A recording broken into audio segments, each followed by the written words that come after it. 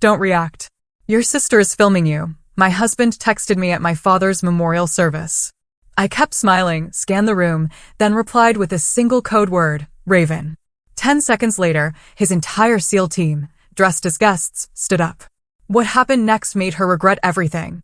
I've faced down gunfire, made split-second decisions that decided fates, and served for over 3 decades as a lieutenant general in the U.S. Army. But nothing, and I mean nothing, prepared me for the sickening betrayal that unfolded at my own father's memorial service. The church was hushed, thick with the scent of incense and the deep, mournful hum of the organ. Rows of people in dark suits shifted in their seats, some clutching tissues, others clasping hands. On the altar, my father's photo stood guard, his uniform crisp, his medals catching the candlelight. He was a Marine through and through, a man who taught me honor wasn't a gift. It was something you defended with your last breath. I sat in the front pew, my husband Mark beside me. Mark's a 4-star admiral in the Navy, currently with Special Operations Command. We'd agreed, today was sacred. No politics, no disputes, just remembering Dad. Then I felt it. A small, deliberate nudge under the pew. Mark's hand, hidden from view, slid his phone into mine. A single message blazed on the screen, stark and chilling. Asterisk, don't react. Your sister is recording you. Asterisk, my pulse didn't quicken. It slowed. Years of training taught me reaction is the enemy's currency. I let my eyes drift back to the altar, my face still, a faint, almost imperceptible smile on my lips. My thumb moved across the screen, typing one word, Raven. Not random. A code. Quiet observation, swift action. 10 seconds later, the subtle scrape of chairs on hardwood. 8 people, dressed like ordinary mourners, rose from scattered seats across the sanctuary. Nobody in that church knew they were Mark's SEAL team. Disguised as guests, they moved with surgical precision, splitting into pairs, scanning faces, quietly confiscating devices. No raised voices. No arguments. The organ kept playing, a mournful soundtrack to the silent raid. From the corner of my eye, I saw Rachel, my older sister, freeze. The phone she'd been angling toward me slowly lowered. Her mouth opened, then snapped shut. Her eyes darted from me to Mark and back, searching for understanding, for an escape route. And in that moment, it wasn't just about today. It was deeper. Years of something ugly building beneath the surface. Why turn our father's solemn memorial into a stage spectacle? Those questions burned in the quiet of the church, and right there in that pew, I swore I'd find the answers. Rachel tried a tight, strained smile as a SEAL in a black suit politely took her phone. She adjusted her scarf, leaned toward the woman next to her, whispering something I couldn't hear. She looked like someone trying desperately to pretend she hadn't just been caught red-handed. I'd seen that look before. In my 20s, after I was commissioned, she'd tell people I joined the Army because I couldn't handle civilian life. At family dinners, she'd raise her glass and say, to Terry, Dad's favorite, that half smile making it sound like a compliment, but it landed like a jab, meant to sting. My father used to tell me, not every traitor stands on the other side of the battlefield. At the time, I thought he meant politics, foreign adversaries. I never imagined he meant blood, that it could turn on you without crossing an ocean. Watching Rachel now, tilting her head toward the altar, I could feel the sharp edges of her intent, even without hearing a word. This wasn't just sibling rivalry, it was calculated, something she thought she could hide in the folds of our shared grief. Mark didn't look at me. He kept his eyes fixed forward, hands folded. That's how I knew the situation was far bigger than a petty stunt. If he'd quietly activated a SEAL team, it meant he already had pieces of the puzzle I hadn't yet seen. As the pastor began to speak, I kept my breathing even, my posture unbroken. In the Army, you learn the battle rarely starts where the bullets fly. It starts in the moments when you're tested to stay still, while everything in you screams for motion. 3 days before the memorial, I'd been in my father's study. The room smelled of cedar and old paper. I was packing some of his personal effects when my hand brushed against a crumpled paper bag in the bottom drawer of his desk. Inside was his Purple Heart, earned in Vietnam. I held it in my palm. I was 10 years old the day he first placed it there, telling me, this isn't for the wound. It's for the choice to keep going. That memory hit me harder than I expected. Later that night, Mark came into the kitchen, his face set in a grim line that meant bad news. He'd received intel from someone inside Rachel's circle. She'd hired people to attend the memorial with one job: film me reacting. If I cried too hard, if I showed anger, if I confronted her, those clips would be edited, turned into a portrait of someone unstable. Her plan? To challenge my share of our father's estate, and worse, to derail my pending nomination to the National Security Council. It wasn't just about money. It was about dismantling everything I had built, everything I'd worked for. That was the moment we agreed on the code word. That was when we decided if Rachel wanted a performance, she would get one, just not the one she had scripted. After the memorial, Mark and I didn't speak about what had happened until we were back home, doors locked. We'd both learned in our respective careers that timing mattered. Sometimes the silence immediately after an event was the best way to protect the truth from too many ears. In the living room, he handed me a folder. Inside were still images, phone numbers, and short notes scribbled in his handwriting. These weren't random. Each one linked to a person who had attended the service, and each was marked with a discrete symbol that told me how much of a threat they might be. Mark had tapped into the intelligence channels available to him as part of SOCOM. It was not the kind of favor you ask lightly. His team had quietly followed threads from Rachel's phone records and financial transactions, and the picture was becoming clearer with every connection. The names meant little to me at first, but one stopped me cold: Colonel David Mercer. The last time I saw Mercer was 5 years ago, across a conference table at Fort Bragg. He'd been assigned to a joint special projects unit I was overseeing. Brilliant on paper, reckless in practice. He had ignored operational protocols in a way that could have gotten people killed. I pulled him from the assignment and made sure the record reflected exactly why. It had been one of the most unpopular decisions of my career, but necessary.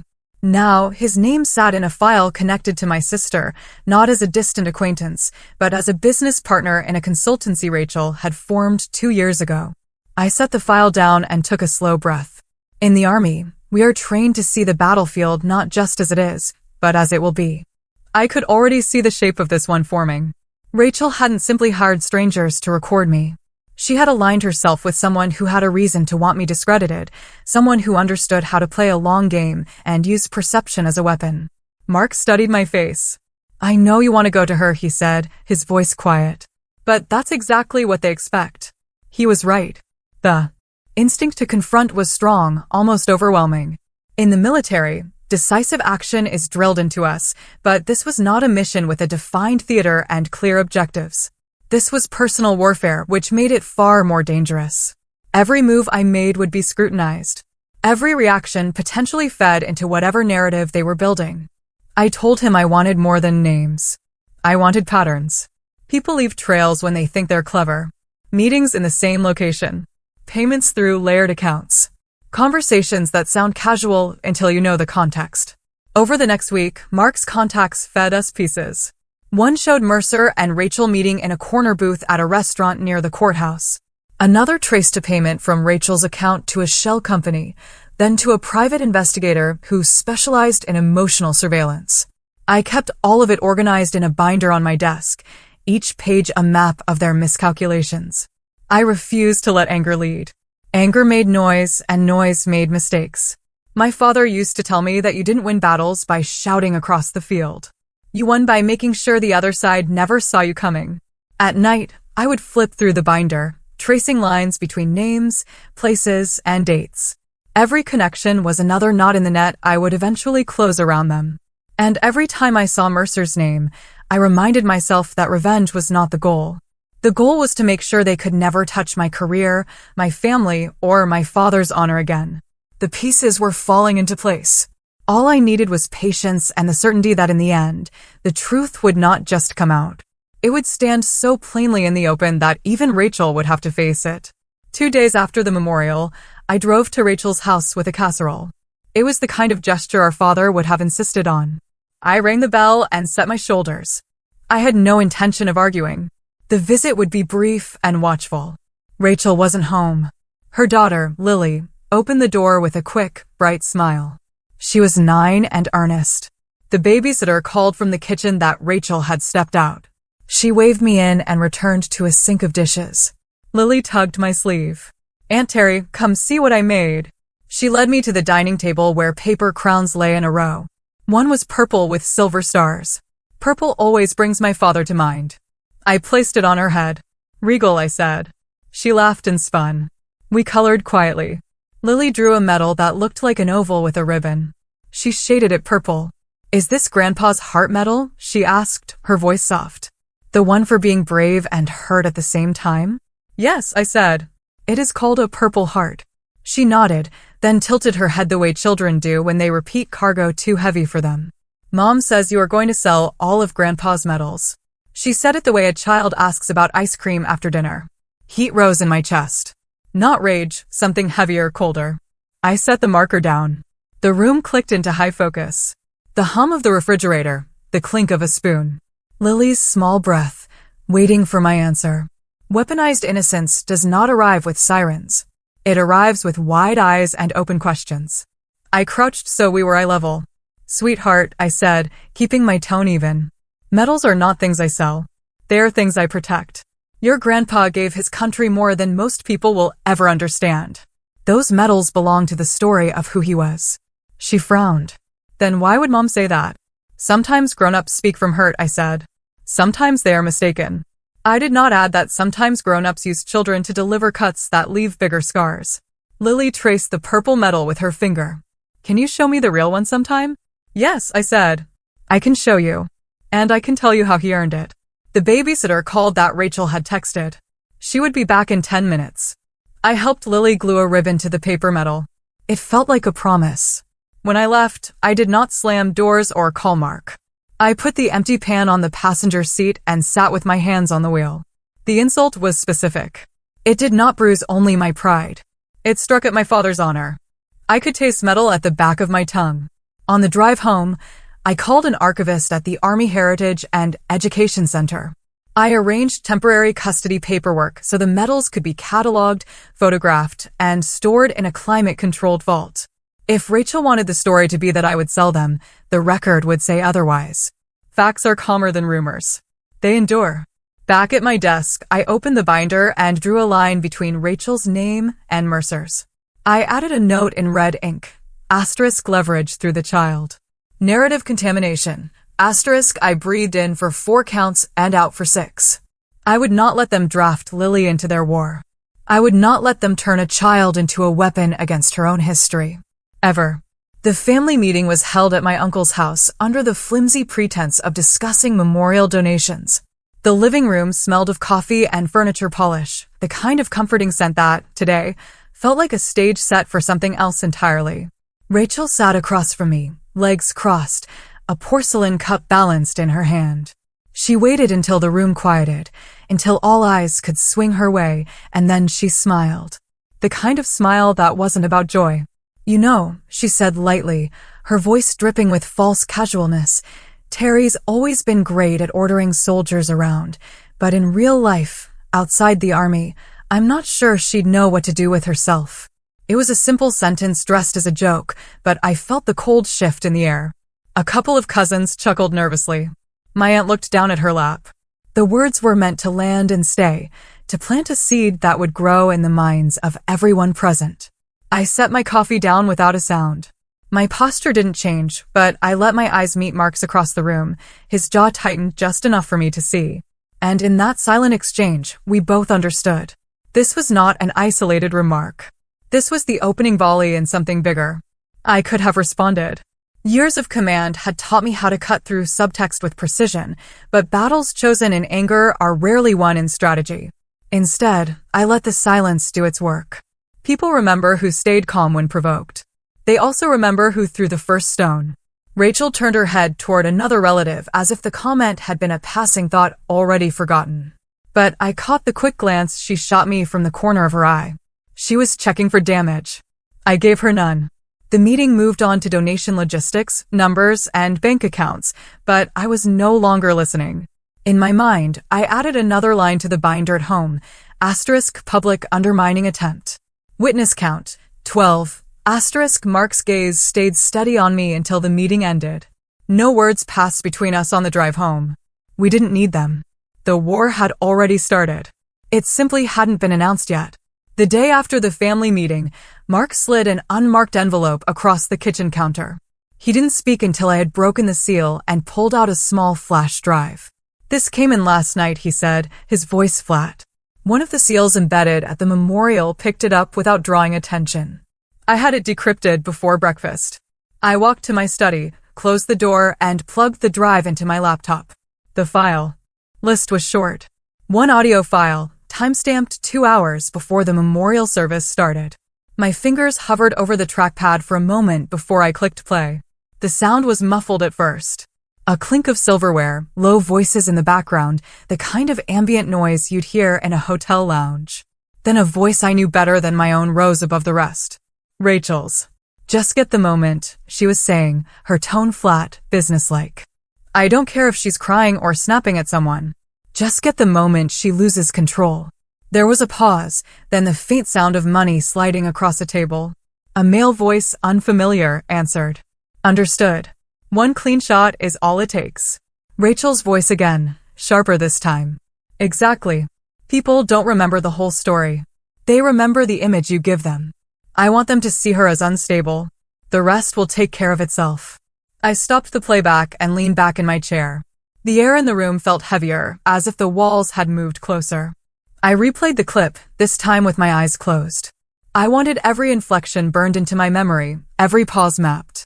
The seal who'd captured it had been sitting at a table diagonally behind them, his phone camera lens disguised as a shirt button, a directional mic sewn into his cuff.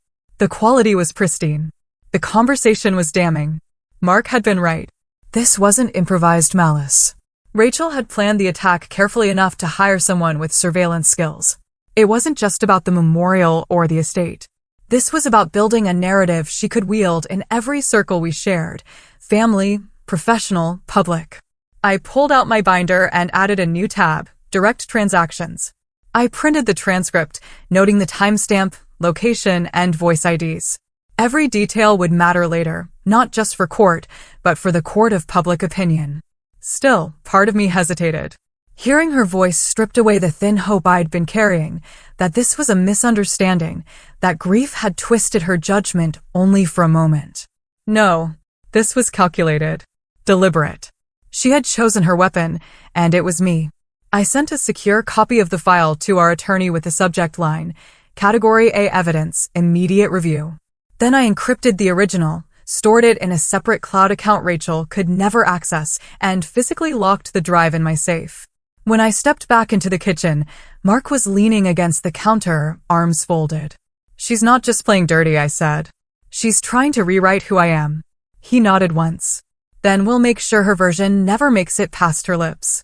That night, I listened to the recording again alone. Not because I needed to, but because it was a reminder. In my line of work, intelligence gathering isn't just about catching the enemy. It's about understanding their intent. Rachel had given me that for free, and I intended to use it until the last word turned back on her. After securing the audio file in the safe, I sat at my desk for a long time, staring at the binder without turning a page. My mind drifted, not to the evidence itself, but to where this had all begun. The roots of betrayal rarely grow overnight. They take years, even decades, to anchor themselves. I was 20 when the summer I told my father I intended to join the army. We were in the backyard, under the shade of the maple tree he'd planted the day Rachel was born. He was cleaning his old service rifle, his hands steady despite the arthritis already creeping into his knuckles. Rachel had come outside carrying 2 glasses of iced tea. She set them down on the patio table and sat across from him. "Tell her she's making a mistake," she said without looking at me. My father didn't answer right away. He kept his eyes on the barrel, running the cloth through with a precision that came from years of habit. Finally, he glanced at her. "Your sister has made up her mind." Rachel folded her arms. "She doesn't know what she's getting into. It's not like school or a summer job. This changes everything. It's dangerous. She trailed off, as if the word she wanted was too sharp to throw. I opened my mouth, but my father raised his hand, palm toward me, a silent request to let him handle it. "Rachel," he said, his voice calm but firm. "You're strong. You always have been. But your sister, she has an iron will. And sometimes that's what's needed more than anything else." The compliment landed on me like a badge. But I didn't miss the way Rachel's expression shifted. It wasn't just disagreement. It was something cooler, a flicker in her eyes that I couldn't name at the time. She pushed her chair back with a scrape. "Fine," she said, standing. "But don't come to me when it all goes wrong." She walked inside, letting the screen door slam shut. My father sighed and returned to the rifle. "You can't expect everyone to understand why you choose the path you do," he said. "But you have to be ready for the weight that comes with it." At the time, I thought he meant the weight of command, of deployments, of the uniform itself. Only years later did I realize he'd been warning me about another kind of weight, the strain that success can place on relationships, especially when one person feels left behind. That day under the maple tree, my father had given me his blessing. But in doing so, he had also, without meaning to, planted a seed in Rachel. Not of malice, not yet, but of comparison. And comparison left unchecked grows into resentment. Sitting at my desk now, decades later, I could see the through line clearly. Every jab, every rumor, every carefully placed word meant to undermine me. It all traced back to moments like that. My father's praise had been honest, but it had split something between us that never truly healed. The irony was bitter. He had told me I had an iron will. What he didn't say was that one day I would need every ounce of it, not to face a battlefield abroad, but to survive the one waiting for me at home. 2 evenings after listening to the audio of Rachel's arrangement, I received an unexpected call. The number wasn't in my contacts, but the voice on the other end was instantly familiar. "Terry, it's Dana Whitfield. We went to high school together, and I've stayed in touch with Rachel over the years." Her tone carried hesitation, like she was weighing each word carefully. She asked if we could meet in person. We agreed on a small coffee shop off the main road, quiet enough for privacy, public enough to feel neutral. When I arrived, Dana was already there, stirring a cup she hadn't tasted. She looked up and gave a tentative smile. "I don't know if I should be here," she began, her voice barely a whisper. "But I think you need to understand something about your sister." I said nothing, letting her find her rhythm. "She always admired you," Dana said. "Back when you got into West Point, she told everyone how proud she was, but things shifted, especially after your father's will came out. I think she felt like she was invisible, like you were the only one he saw." The words settled between us. It wasn't news that the estate had been divided unevenly. My share was larger, tied to the responsibility of maintaining our father's military memorabilia and property. It had been his decision, explained to both of us before his passing. I'd assumed Rachel had accepted it, even if she wasn't thrilled. Clearly, I had been wrong. Dana leaned forward, lowering her voice further. "It's not just the money. She told me once that when he gave you that Purple Heart to safeguard, she realized he was trusting you with parts of him he'd never given her. She couldn't get past it." I felt the edges of my binder in my mind. Each page of evidence, each calculated move she'd made against me. Those were acts of strategy, but beneath them was something more personal. A wound she'd been carrying long before the memorial. Long before Mercer, long before she'd ever thought to hire someone to catch me off guard. Dana glanced toward the door as if worried Rachel might walk in. "I'm not defending what she's doing," she said. "But I think you should know it's not just about tearing you down. It's about her trying to fill a space she's convinced she'll never have." I thanked her and paid for her coffee before she could protest. On the drive home, the city lights blurred in the windshield. This wasn't just about money or career sabotage. It was about a fracture that had been there since we were young, a split my father never intended, but had never fully seen. That didn't excuse her actions, but it reframed the battlefield. I was no longer fighting just an enemy. I was navigating the fallout of a lifetime of comparison, and that made the path forward both clearer and far more complicated. The moment the SEAL team rose from their seats in the chapel, the air changed. It wasn't loud, no shouts, no barked orders, but the shift in presence was unmistakable. Rows of solemn faces, once blending into the grief-filled crowd, now moved with a purpose that no civilian could quite place. Rachel froze mid-swipe on her phone, her eyes darting to the men and women who were suddenly no longer guests. Their movements were precise, almost reverent as they fanned out, each taking a different section of the chapel. Not a single camera flash went off. Not a single gasp broke the stillness. Only the sound of polished shoes against the wooden floor and the faint creak of pews as they passed. I kept my gaze fixed on the framed photograph of my father at the altar. The black and white portrait captured him in uniform, jaw set, eyes focused forward, as if even in death, he was still watching over the room. My phone, still in my lap, was warm from the single word I had texted, Raven. I didn't need to look at Mark. I could feel him a few rows back, the calm center of a storm he had choreographed weeks earlier. 2 weeks before the memorial, in the quiet of our kitchen, he had laid it out for me. She'll try something, he said, pouring coffee into my mug. And if she does, we need to make sure she's the one exposed, not you. I bristled at first. Mark, this is my father's memorial. It's supposed to be about him, not. It will be, he interrupted, his tone measured. But you need to understand. Rachel isn't going to care about the sanctity of the moment. She'll see it as an opportunity. We take that away from her. He showed me a diagram, rows of seating, shaded zones for angles of visibility, notes on who would sit where. Every member of the SEAL team would attend in civilian clothes, blending in as friends of friends, distant relatives, or even members of the clergy. Their task wasn't to intimidate. It was to quietly neutralize any attempt to record, manipulate, or distort what happened that day. I had looked at the plan and asked, and if she does nothing? Mark had met my eyes. Then they sit there and mourn your father alongside everyone else. No one ever knows. That was the thing about Mark. His operations weren't just about force. They were about precision, about allowing for every outcome without drawing unnecessary blood. In his world, the most effective takedowns often happened without a single shot fired. Back in the chapel, I watched as one SEAL gently approached the guest seated next to Rachel, an older man I didn't recognize, and extended a hand. The man, confused, passed over a small recording device without argument. Another team member moved down the side aisle, leaning towards someone in the third pew. A phone was handed over almost instantly. It was all done with that same cold courtesy Mark had emphasized. No accusations, no scenes, just a silent, methodical removal of weapons. Though here, the weapons were digital. Rachel's phone was the last to go. She resisted, a tight smile plastered on her face as she tried to keep the device close.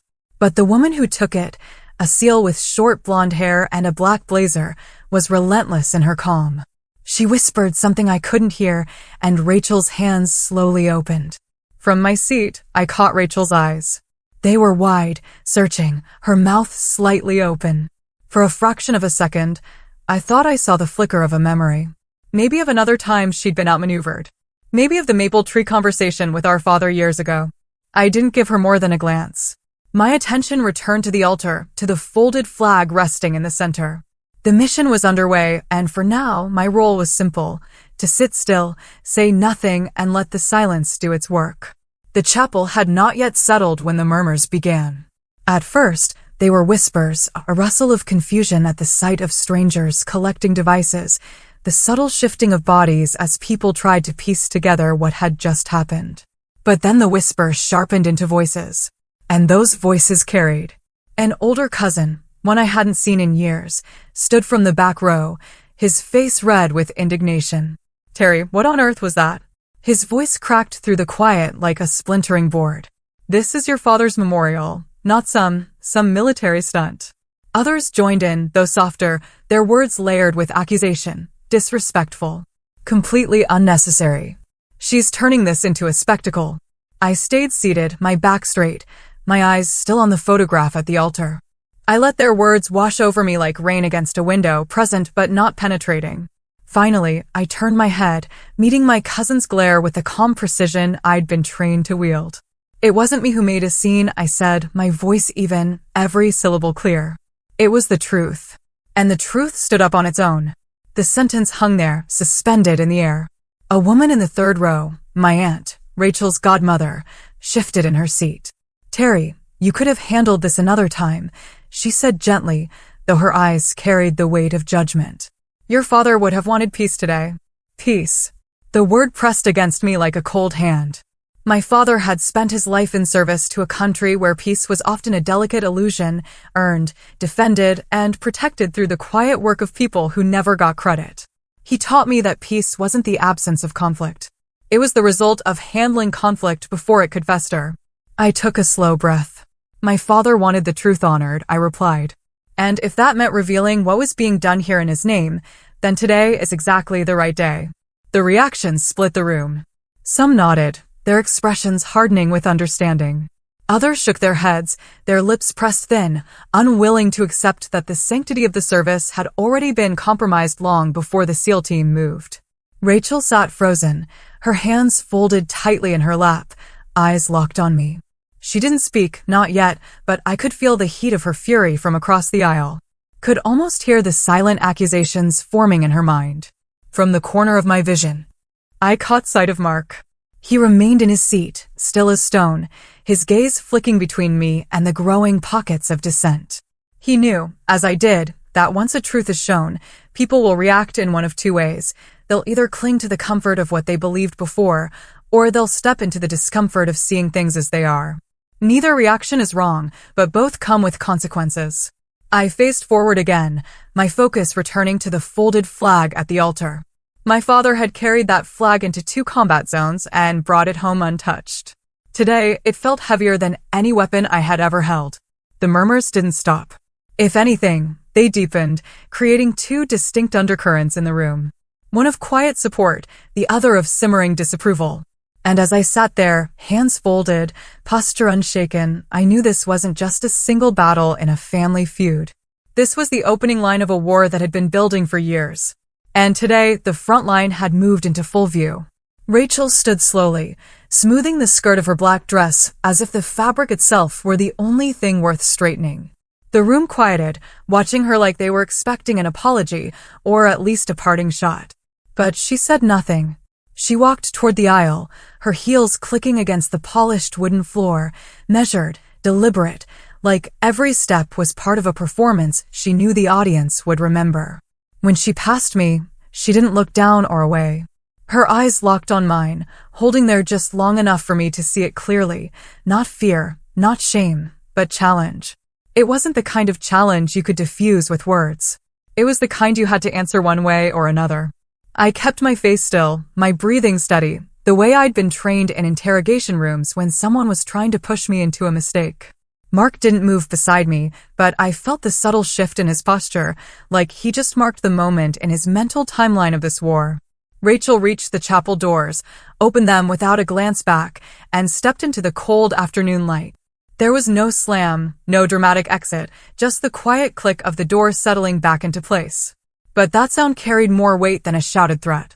It was her way of saying, "I'm not finished." The service continued, but the air in the room had changed. Conversations afterward were clipped and polite, as if everyone knew they were standing in the middle of something much larger than a family disagreement. I shook hands, accepted condolences, and thanked people for coming, all while feeling Rachel's look still imprinted behind my eyes. It was the look of someone who had just lost a battle, but believed she could still win the war. When Mark and I finally stepped outside, the winter air bit at my skin. But it wasn't the cold that made me shiver. It was the certainty, etched as clear as her stare, that Rachel's next move would be calculated, personal, and coming soon, and I would be ready. It started with one name, the former Army officer I had flagged from Mark's intel report, someone I'd removed from a joint operation years ago for falsifying readiness logs. He was now on Rachel's contact list. That alone was suspicious. But what caught my attention was who he was working with now. Mark's team had traced a series of encrypted messages from him to a law firm in Arlington.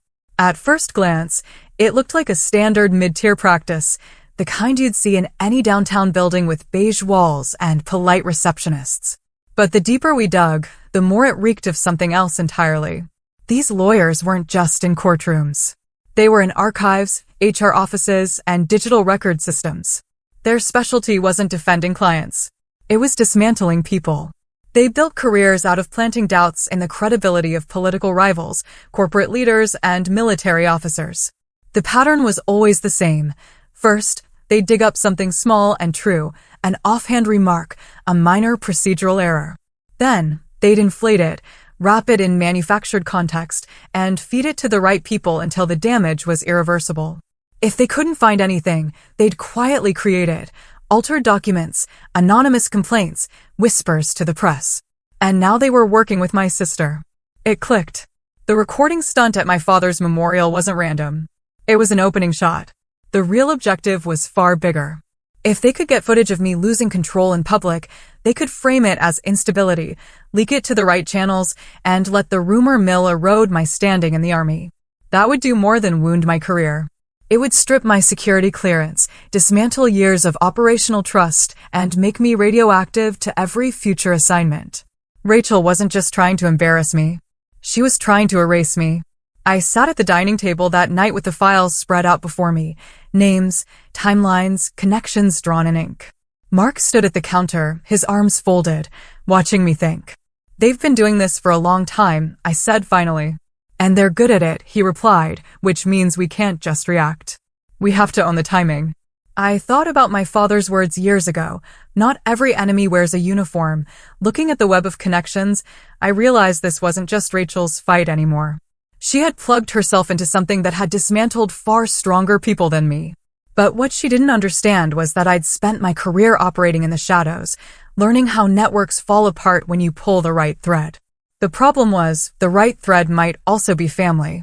3 days after Mark traced the law firm's ties, the hit landed. I was midway through reviewing a readiness report when my phone buzzed. 3 rapid notifications, all from different friends. Each had sent the same thing, a link to a viral video. My stomach tightened before I even opened it. The clip was only 15 seconds. It showed me in a dimly lit room, holding my father's Purple Heart. My face was unreadable, then a hard cut to me tossing it into a trash bin. The camera angle shifted just enough to catch the sound of metal clinking against the can's rim.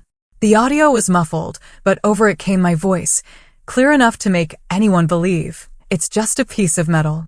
I froze. I knew exactly what they'd done. The first half was from a year ago when I had been cataloging my father's military memorabilia for safekeeping. I'd been holding the metal over a box, not a trash can. The second half, me dropping something, was from an unrelated charity cleanup where I'd thrown away a dented lamp. They'd stitched them together, cleaned the audio, and dropped in words I had never spoken.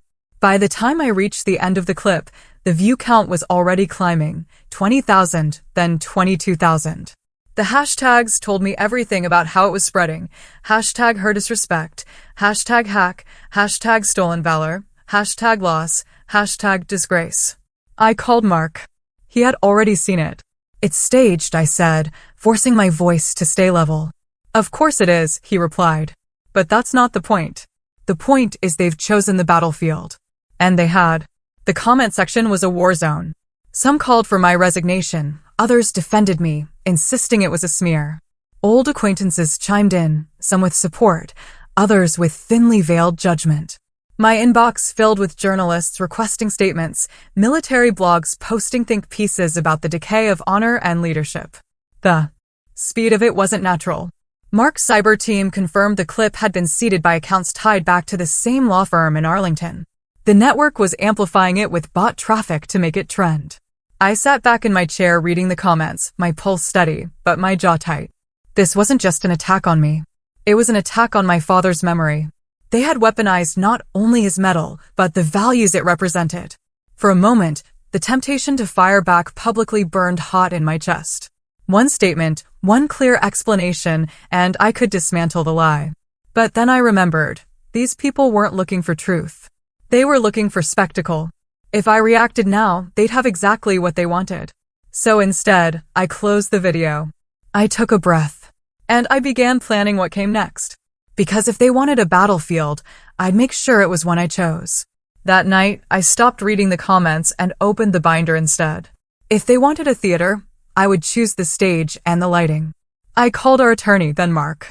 We agreed on a single goal: reveal the whole chain of manipulation in one controlled setting, with independent witnesses and documented provenance. The perfect venue came to mind. The County Veterans Hall was hosting a public ceremony to dedicate a new display for local service members. My father's name was already engraved on the bronze plate. The organizers had asked me to say a few words. I had considered declining after the smear video. Now it was exactly where I needed to stand. I built the presentation like an op order. Phase 1, authenticate. I arranged for the Army Heritage and Education Center to deliver certified photographic citations, including archival scans of my father's service records. A museum registrar agreed to attend with custody receipts. Her testimony would corroborate the chain of care. Phase 2. Expose. Mark's team prepared the original footage from the cataloging day and the charity cleanup. Frame-by-frame comparisons would show the cut lines and mismatched metadata. An audio spectrogram would reveal spliced phrases. The hotel lounge security timecode would anchor the payment. File hashes would verify integrity for anyone willing to look. Phase 3. Protect. Our attorney filed preservation notices and sought a temporary injunction to halt further distribution of the doctored clip. I rehearsed the speech in my kitchen, not for drama, but for clarity. I would not accuse first. I would honor my father, define the facts, then let the audience watch the contrast on the screen. Words would be few. The evidence would speak. I printed handouts with QR codes linking to notarized files. Anyone could verify them on their own time. Mark handled security discreetly. No uniforms, no intimidation, only quiet eyes in the crowd, ready to escort anyone who tried to disrupt. The goal was not humiliation. It was daylight. A retired judge agreed to sit in the front row as a neutral observer. 2 local reporters would attend without cameras. Their notebooks would be enough. The night before the event, Dana texted, "Rachel knows something is coming. She looks terrified and furious." I thanked her. Then I wrote a final note on a yellow card I planned to keep in my pocket. It held my father's sentence. "Not every traitor stands on the other side of the battlefield." I slid the card behind the program. It steadied my hands. At dawn, I drove to the hall with the binder on the passenger seat. The Purple Heart was already secured in the museum case. I touched the glass with my fingertips. The metal caught the light. It looked like it was breathing. Whatever happened on that stage, my father's honor would not be a prop. It would be the standard I raised. I was ready to return fire, not with anger, but with precision. Publicly. The Veterans Hall event was scheduled for the weekend, but the law moved first. On Thursday morning, I entered the county courthouse with my attorney, Miss Hayes. We sat at the petitioner's table. Across the aisle, Rachel adjusted a silk scarf and pointedly avoided my eyes. The judge entered. The clerk called our case. Miss Hayes rose and began with chain of custody. She placed a sealed evidence bag on the table, then projected a timeline onto the courtroom screen. Exhibit A. The audio recorded in the hotel lounge before the memorial. We listened to Rachel's voice instruct a paid surrogate to capture the moment I lose control. No narration, only her words. Exhibit B. The devices collected at the memorial under written consent forms. Serial numbers matched the forms. One phone held a drafted caption, proof she cracked. Another contained a message thread with timestamps aligned to the hotel audio. Hayes did not grandstand. She walked the judge through metadata line by line. Times, tags, versions, the small fingerprints people forget. Exhibit C. The viral clip of me dropping a medal into a bin, followed by the original sources from the cataloging day and the charity cleanup. A forensic analyst took the stand and explained compression artifacts and spectral anomalies. He showed how my supposed sentence had been stitched from unrelated words lifted from older interviews. The room stayed quiet except for his steady voice and the hum of the projector. Exhibit D. Museum receipts and custody logs from the Army Heritage and Education Center, proving that my father's medals had been in secure storage before this smear appeared. The registrar testified that the Purple Heart had not left the vault in months. Facts. They withdraw oxygen from lies. The air in the courtroom thinned as she spoke. Finally, Exhibit E. The money. Hayes displayed transfers from Rachel's account into a shell corporation, then outbound payments to a private investigation firm that shared a suite with the Arlington law practice. Mercer's consultancy received 3 payments labeled strategy packages. The amounts were modest, but the regularity and phrasing were careful, never innocent. The judge leaned forward. He asked precise questions, dates, handlers, who pressed record, and when. Hayes answered each without flourish. When the court finished with the analyst and the registrar, the judge turned to Rachel's counsel. Objections came, then fell away for lack of weight. The record had already decided most of the argument. We paused while the clerk reshuffled exhibits. Papers rustled. The fluorescent lights buzzed. That was when I felt a light tug at my sleeve. Rachel had leaned toward the rail just enough that only I could hear. "I only wanted Dad to look at me the way he looked at you," she whispered, her voice raw. "Just once." I did not answer. My throat tightened, not with anger, but with a grief that came too late to change anything. A lifetime of comparisons had become a machine. It had ground us both down. I remembered the maple tree behind our childhood home. The day he told us strength takes different shapes. Rachel with her quick wit and charm. Me with stubborn resolve. He never meant to divide us. Yet his faith in me became a wedge neither of us learned to lift. The judge called us back to order. Hayes closed with one sentence. The facts show a deliberate campaign to fabricate instability and to defame a serving officer while exploiting the confusion for advantage. She sat. No pointed finger, no raised voice.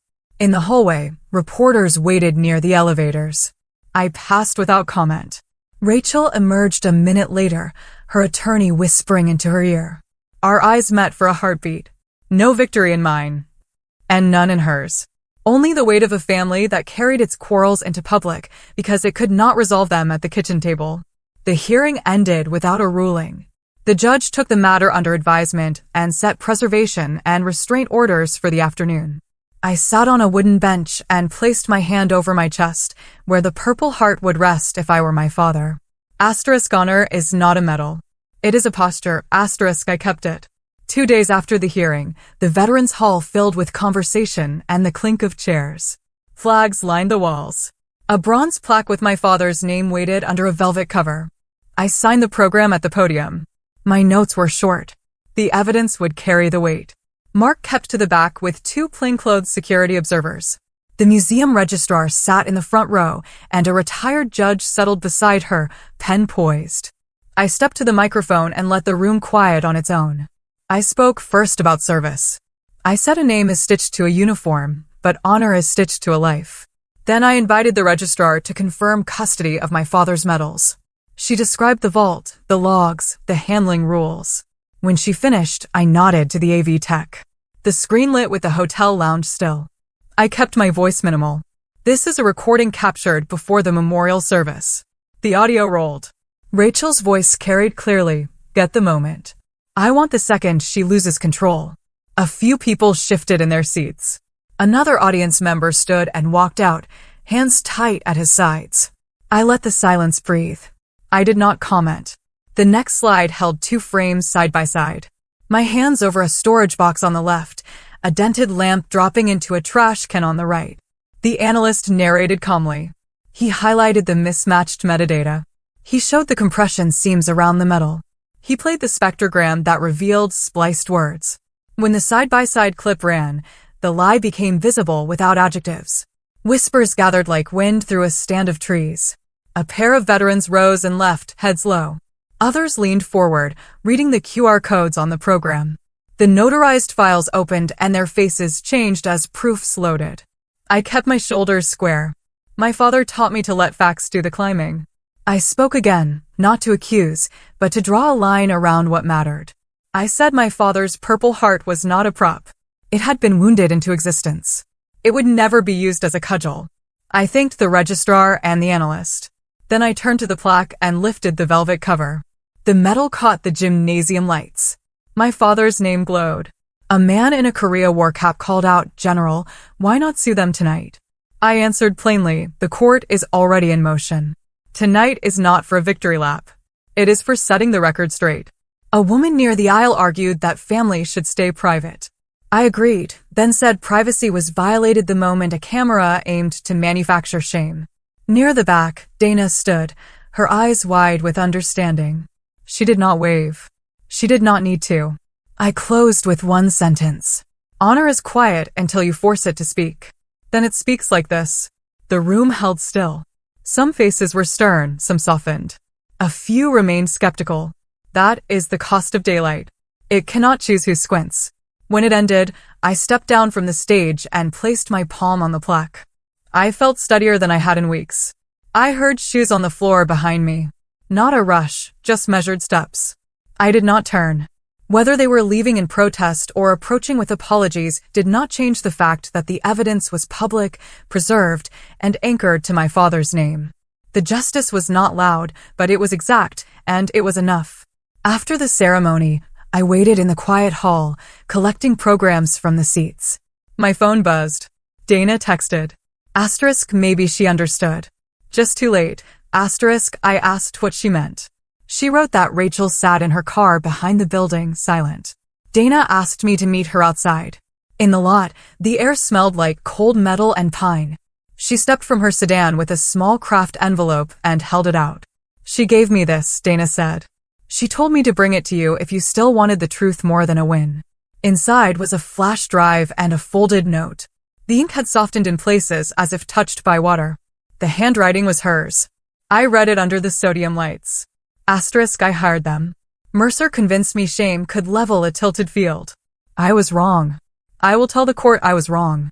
Use this. Do not protect me. Asterisk, behind the note was a construction paper crown, purple, the kind Lily makes at the table. Across the band, a child had written one word, brave. I closed my eyes. Brave is not the same as blameless. Sometimes it is the first step into a storm you made yourself. I thanked Dana and asked her to text when she reached home. I called Miss Hayes and drove straight to her office. She photographed the envelope, logged the chain of custody, and sealed the drive. A technician cloned it while we waited. The files were emails and invoices, Mercer coaching, subject lines that read narrative package and pressure points, bank records linking the shell company to the Arlington firm, payment schedules that matched the smear timeline, a memo labeling the viral clip as Phase 2. I did not cry. I felt something steadier. Relief. For Lily. And for the part of Rachel that still knew the difference between power and repair. I wrote a short reply. Asterisk, I will tell the judge you cooperated. I will not tell Lily that you were a villain.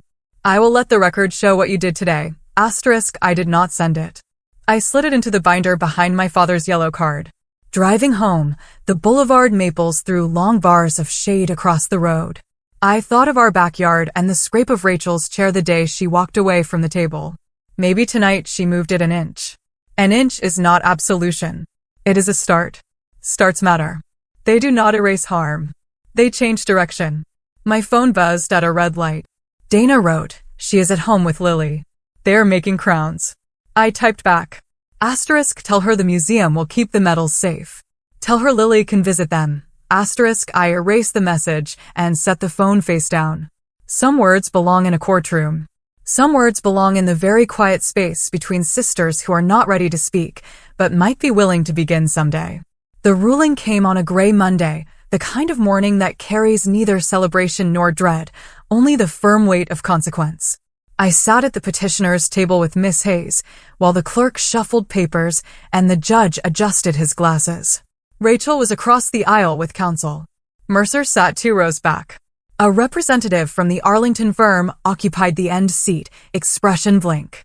The judge spoke without theatrics. He adopted our exhibits in full. He accepted the chain of custody. He credited the museum logs. He found the authentication unimpeached. He summarized the memorial intervention as proportionate and orderly, undertaken to prevent the manipulation of grief for unlawful ends. Then he addressed the video. Our analyst returned to the stand and walked through the splice again. He explained spectral anomalies and compression artifacts.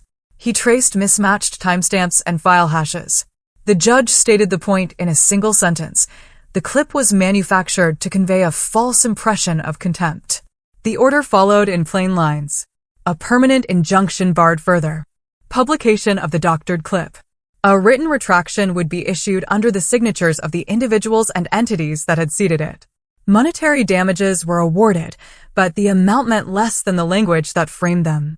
The court recognized a concerted campaign to manufacture instability and to weaponize grief. It recognized that the memorial had been targeted as a stage for humiliation. It recognized that my father's medals had been misrepresented as props in a story designed to harm a serving officer and a family. Then the gavel fell on referrals. The judge transmitted the record to the state bar for review of the firm's conduct. He sent Mercer's invoices and emails to the Inspector General for potential fraud and misuse of investigative resources. The court recommended that the district attorney consider charges related to unlawful surveillance and wire fraud. He granted our motion to seal my personnel records. He restored my standing in full and commended the museum for safeguarding the artifacts with care. The courtroom exhaled the way a crowded room does when a storm finally spends itself. I did not feel triumph. I felt repair. Tight stitches across a tear that never should have been made. When we stepped into the hallway, reporters clustered near the elevator bank, pens poised, cameras lowered. I offered one statement. The facts have been tested. The record stands. I will return to my duties. I did not mention Rachel by name. I did not need to. Outside, the sky broke slightly. A pale band of light edged the clouds. Mark joined me on the courthouse steps and handed me a certified copy of the order. He did not speak for a long moment. Then he said what mattered most. Your father would have approved of the method. Not the noise. The method. I folded the order and placed it in the binder next to the yellow card I carry for steadiness. Miss Hayes walked out with a satisfied nod. Her work had been clean and careful, the kind that leaves little for rumor to hold. Behind us, Rachel exited with her attorney. She did not approach. She placed a hand on the rail. She looked toward the street. She left without turning her head. Dana texted that evening. Lily was at the kitchen table with paper crowns. Rachel was quiet. By week's end, the museum accepted the court's written findings for their archive. The Veterans Hall added a small note to the display. Artifacts preserved by family and community custodians. My father's name sat above the line. I touched the engraved letters and felt the steadiness of metal beneath my fingertips. I had regained the estate as the will intended. More importantly, I had regained the simple truth of who I am, independent of hashtags and edited frames. That night, I walked the perimeter of our yard the way I do when I need to move my body into calm. The wind had a scent. The neighbor's porch light painted the grass in soft gold. I was not celebrating. I was breathing. Repair is quiet. It asks for patience. It holds. I held it. The envelope arrived 2 days later. Thin and unremarkable, sliding through the mail slot with the circulars. I took it to the kitchen, opened it with a spoon, and found a single photograph of my father and me on a parade ground. My hand is raised in salute. His smile is small and proud. Taped to the back was a strip of printer paper with block letters. You won this round, but you are never truly alone. I stood very still. Threats do not always snarl. Sometimes they whisper through something you love. I slipped the photo into a clear sleeve and called Mark. He arrived with a field kit, gloves, bags, labels, and an ultraviolet wand. We documented the envelope. We sealed it. We logged the time. Then I phoned the detective assigned to the surveillance case. She came with a patrol officer, took custody, and asked the right questions. Recent watchers, camera alerts, unexplained deliveries. I answered evenly. Ordinary details matter when someone wants to paint dread over your days. After they left, the street looked harmless. Children on scooters, a dog at a fence, a delivery truck rattling past. Ordinary is a disguise. That night, we rotated codes, audited access logs, and changed the layered passwords that control the alarm and cameras. Mark walked the perimeter with a flashlight, checking the gap in the oak where a lens can miss a sliver of sidewalk. I brewed coffee and built a checklist. Notify the museum, brief Miss Hayes, alert the Army liaison who monitors threats against senior officers. I was not afraid. I was awake. Fear is a spike. Vigilance is a posture you can hold. In the morning, the detective called, no usable prints, paper, and ink common. She recommended a sweep for trackers and a temporary patrol pass. 2 technicians scanned for transmitters and anomalous signals. Nothing new. Relief and confirmation arrived together. The sender preferred suggestion over intrusion. I recognized the tactic. Influence operations often end with a nudge that makes the target police herself. I set the nudge aside like a tool I refused to touch. In the afternoon, I drove to the Veterans Hall and stood before the plaque. I traced the line that held my father's name and considered what the sender wanted. They wanted hesitation. They wanted me to step back from the work of repair and let suspicion do what slander could not. Instead, I sent the detective a brief update, proceeding with public appearances, routine unchanged, except for common sense precautions. The power of a threat is the behavior it buys. I would not pay. On the way home, a black sedan tailed me for 3 lights, then turned off. I noted the plate partial, no match in my memory. I eased my breathing, let the mirrors return to ordinary, and kept driving. I set the photograph on my desk and framed it with 2 paper crowns Lily had left on a visit. The message said, You are never truly alone. I translated it this way. You stand in the company you keep. My father keeps me company. So does the record we have built. So does the quiet discipline that refuses to be steered by shadows. I opened my notebook and drafted a short statement to file if the sender stepped into the light. Precise facts, dates, chain of custody, nothing that a rumor could chew. The envelope had aimed at my pulse. It missed. My pulse belongs to the work ahead, to the repairs already made, and to the knowledge that vigilance can be steady without surrendering to fear. I keep my father's purple heart where light finds it in late afternoon. When the sun slides across the desk, the metal catches a pale flare that moves like breath. I do not touch it often. I do not need to. It is not a charm. It is a sentence I repeat until it steadies me. Honor is a choice you keep choosing. The court spoke. The museum preserved. The Veterans Hall hung his name in bronze. Those are structures necessary, strong. But the work of keeping faith belongs to the living, to the quiet of a kitchen at dawn, to the decision not to answer a provocation in kind, to the promise you keep when no one would blame you for breaking it. I think about Rachel at the table with Lily and the paper crowns. I think about Dana crossing a parking lot with an envelope that changed a year. I do not create saints from harm. I do not pretend the damage was small. I measure it honestly. Then choose not to build a second damage out of bitterness. My father once said, courage is not a roar. It is a steady step across a room where you are needed. I take that step by writing down what happened, dates, sources, the lines that hold a story true. I take it by standing before the plaque and letting silence count as speech. If the sender of the envelope believes I will live as a chastened thing, they misread me. I will live as a keeper of records, of promises, of the boundary between justice and revenge. Revenge is a sharp tool. It satisfies little and breaks in your hand. Justice is slower. It holds. I can wait for it because I know what I'm waiting for. Tomorrow, I will drive to the museum and sign custody of a scanned photograph that shows my father in profile, eyes forward. In the evening, I will cook something simple and set an extra plate on the counter. It is my way of keeping him near. Grief remains. So does gratitude. So does work. The metal rests in its case. The light crosses. My breath returns to an even count. This is how I keep the promise he placed in my 10-year-old hand, to guard what deserves guarding and to walk forward with a steady heart. The cemetery sits on a low hill where the wind carries the smell of pine and cut grass. I parked beneath the old elm and walked the path I have walked since I was a girl, when my father would bring flowers for men he served beside. The new granite is still pale. The letters of his name are sharp, as if the stone is still learning how to hold them. I took a small purple heart lapel pin from a felt pouch. The original metal remains in the museum vault. This little pin is my stand-in. I rested the pin at the base of the headstone and laid my palm against the granite. The stone was cool. My breath steamed in the morning air. I lowered my head and spoke as if the wind itself were the messenger. I kept my voice steady. The words were simple. I whispered, I kept it. The sentence meant many things. I kept the metal safe. I kept our name clean. I kept faith with the training that taught me not to fight in anger.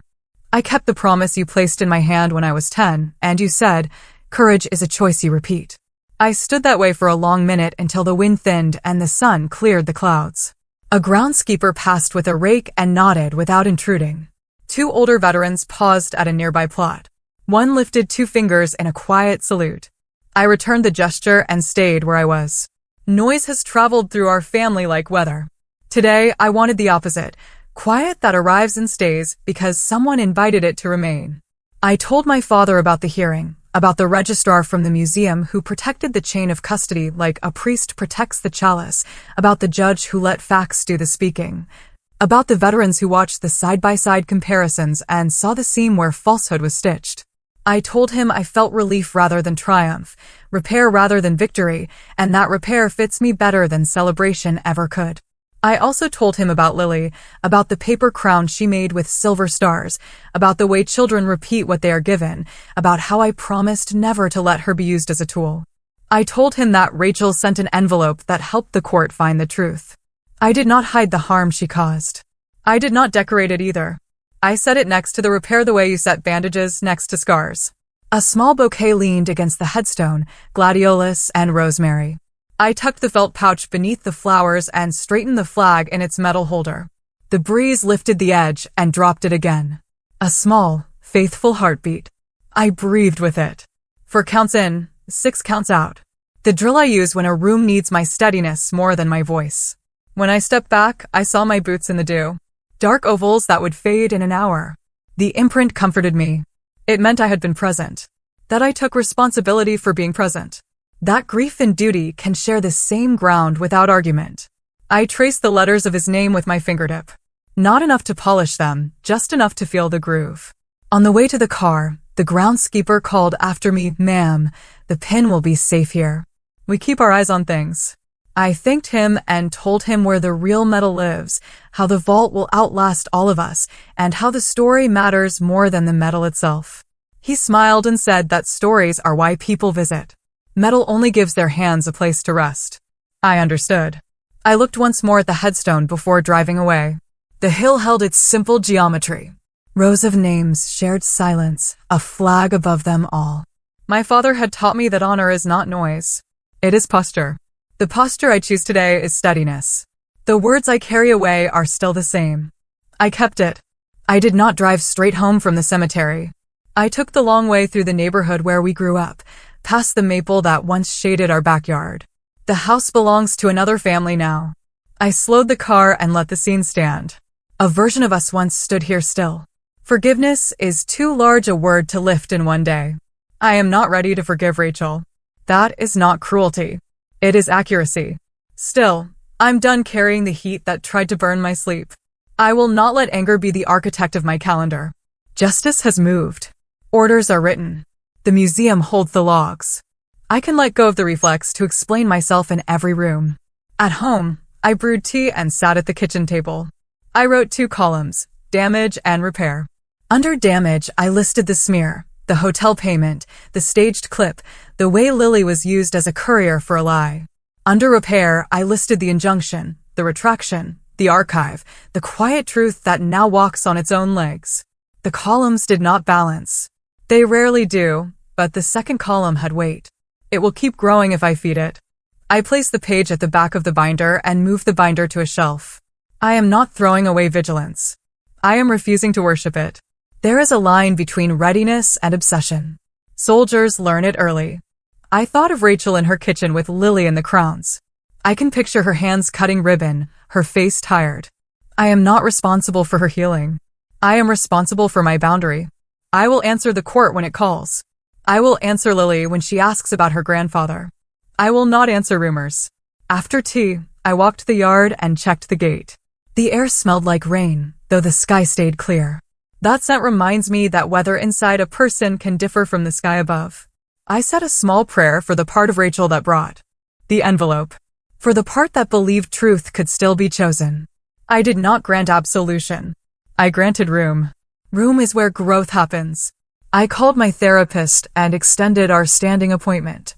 Leadership does not cancel care once the crisis passes. Leadership widens the path. We spoke about letting justice be what it is. Not vengeance in a suit, but a structure that allows ordinary life to resume. Sometimes the most radical sentence is, "I am going to sleep." That night, I left the porch light on and read a chapter from a book my father loved. The words were steady. They made a shelter.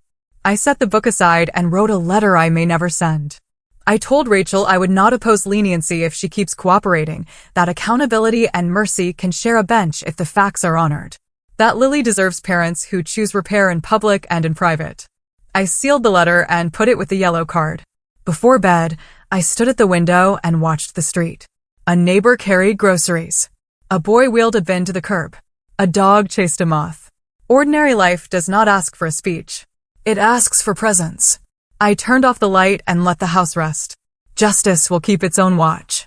My task is to release the rope I have been pulling and trust that not everything needs my hands all the time. I slept, not perfectly, but honestly. The next evening, a dark sedan paused at the curb outside our house. It idled beneath the street light while the engine notes settled in my chest. Mark stepped onto the porch and met my eyes. I shook my head and stayed where I was. The car crept forward, reversed once, then rolled away as if the driver wanted the pause observed rather than feared. I did not follow. I set my hands on the rail and counted my breath. Vigilance is not panic. It is measured attention. The cameras captured the plate and time. We sent the clip to the detective and locked the door. Inside, the house felt like itself again. Light on the table, a book lying open, a mug drying by the sink. The message was simple: someone is watching. My answer was simpler: so am I. And I am not alone.